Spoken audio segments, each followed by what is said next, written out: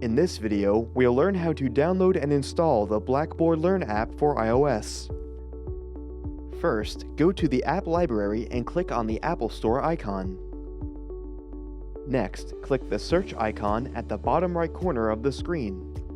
In the search bar, type Blackboard Learn and press Enter. Once you see the Blackboard Learn app in the results, click on it and then click the Get button. Be sure to grant any permissions that may be required for the download. Once the app is downloaded, click Open and then select either Allow or Don't Allow for notifications.